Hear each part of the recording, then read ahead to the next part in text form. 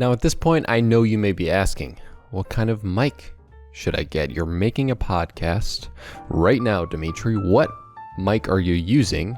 Why does it sound so great? No, I'm just kidding. I mean, I've gotten some compliments on my microphone before, and I just wanted to let you know what I use and what I recommend that you guys use overall, because there is a little bit to know about microphones when it comes to podcasting or recording in general. I'm someone who's not an audiophile per se, but I'm very happy with the products that I've used. I'm very happy with what I've researched and found out, and I think that you guys should know some of this information if you are trying to start a podcast. So first and foremost, the number one rule in podcasting is don't buy a Blue Yeti. Don't buy a Blue Yeti. Don't buy a Blue Yeti. Do not buy a Blue Yeti. Don't do it. Plain and simple, don't buy a Blue Yeti. That's the first thing. That's sometimes what you want also involves knowing what to avoid. A Blue Yeti is a common microphone that people pitch as being good for commentating. It's been popular since back when Call of Duty gameplay commentaries were like getting popular, and that's kind of where it launched its popularity. And then like its little counterpart was the Blue Snowball, which actually always was better for podcasting, or at least more of a reasonable purchase for podcasting. So the Blue Snowball is probably the cheapest option I'd go with. It is a not condenser. I think it's a USB condenser microphone, and it is cheap, but it does a decent job. I used that on the start of this channel before I switched to this. I did have this the whole time. I just had to fix some of the audio problems that I was having with it because I've had it for a while, and I think it was on my end more than the microphone causing problems. So I would recommend, if you're going to go for a podcast mic in the cheapest sense, I know there's a lot of good ones that are coming out now that are decent, but the Blue Snowball has always been a very decent, very budget option.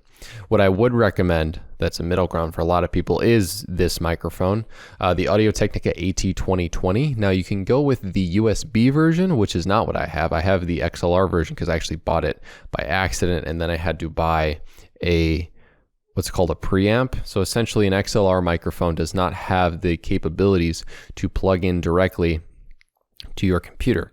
There's this little thing on the bottom that's got this long cable, and XLR is more of a direct feed into the microphone than a USB would be. Now, for the purposes of this microphone that I'm using now, an XLR isn't going to do that much, because an XLR is not going to bring out, thousands of dollars or even a couple $100 in studio mic quality. This is really a microphone that is in a nice budget range. I think it's around $100 if I recall. The links to things will be in the description. It is a microphone that has a plus version, which is pretty good. The USB plus version is pretty great. From what I've heard, you can get audio feedback by plugging in headphones into it. It's a really nice microphone to get started with. I have a little, not a pop filter, because I used pop filters before and I've broken them while bending them. So I just have a little cover, which is essentially a pop filter, but it's just a foam windscreen. And I think this works great. You guys notice that I don't have many problems with the microphone distorting when I made those noises, which a lot of microphones have that problem. If they're a cheap microphone, and or if you don't have a windscreen, or if you don't have a pop filter. So I really recommend getting a microphone like this with a windscreen or pop filter, because it prevents the plosive sounds from blowing up the microphone. You will have a serious problem with distortion if you choose to podcast and don't use that, because when you're podcasting, you should be close to the microphone to prevent the background noise from really being in the room, and you want your voice to be the most present thing, so being close to the microphone helps that. So moving forward, if you really want to go for an option where, okay, I'm going into this and I'm going to be serious about it and I have the money to spend, get the Shure, SM7B, I think so. I'm going to check my notes. Yeah, Shure SM7B microphone. It's a microphone that needs a little bit of help regarding a cloud lifter, which is another external device, kind of like a preamp, but what the cloud lifter does on top of the preamp, because you need both if you get a Shure SM7B, I'm pretty sure, is basically it raises the audio levels. So the volume will get louder, and what we call noise in the audio, I was going to say audio game, but it just sounds weird.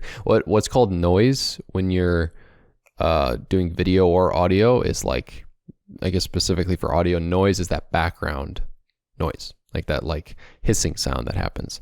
So when you have a Shure SM7B, it has a very low audio volume, right? So what the Cloud Lifter does is it raises the base level of audio that comes out from the microphone, while at the same time doing it with extremely minimal gain in regards to the background noise. So when I turn up the gain on this thing, it will raise the background noise a lot because it's not a Cloud Lifter, and Cloud Lifters shouldn't really be used on cheaper microphones and shouldn't be used on many things outside of the Shure SM7B and microphones like that. So when you get this Cloud Lifter, and it helps you really get the most quality out of it because you're going to be able to speak into the microphone, maybe a little less loud, a little less close, and you will not have as much background noise coming in if you, in comparison to if you just used a preamp and turned the gain up. So the gain is just the volume knob, and that's really going to be what's best for you for microphones. I think microphones overall are really great nowadays.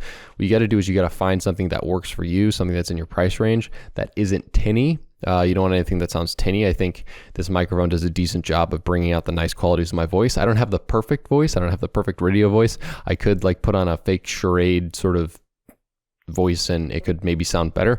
But for my purposes, I want to just talk normal into the microphone. And I think this does a great job of making it sound like I have a pretty decent sounding voice for podcasting, radio, whatever you're going to do for something with audio or video mixed with a good quality audio. I think this microphone has a lot of dynamic range to it. I think the Blue Snowball has less, but is still quality. I think anything that I listed, plus some other stuff that I may put in the description of the podcast and the video portion of this, because this is the clip I'm using from the podcast, are really going to be what you should look for. I don't think many microphones are awful nowadays. Besides, I honestly just think the Blue Yeti is just such a waste of I think it's over $100, and it's one of those things where it falls into a similar budget range to this AT2020, but it's just not meant for podcasting. It's very tinny, in my opinion. I know a lot of guys and girls who have bought the Blue Yeti. A lot of people have bought the Blue Yeti and been disappointed with it in the long term regarding the podcasting. I know even some higher level YouTubers use it, and to be frank, their podcast just didn't sound that great when they were using it. I think Graham Stephan used it for the Graham Stephan show for a while, and I was like, man, Graham, this is not great. Like, I can't describe to you the difference between a good sounding and a bad sounding microphone over podcast. I think that's a really important part of it. I mean, it's the only actually part of it, unless you do clips like I do. So yeah, it's if you want to see this episode or any other episode of the Rise Productive Podcast, make sure to go and check the show out on Apple Podcasts, Spotify, and anywhere else that you can find podcasts today.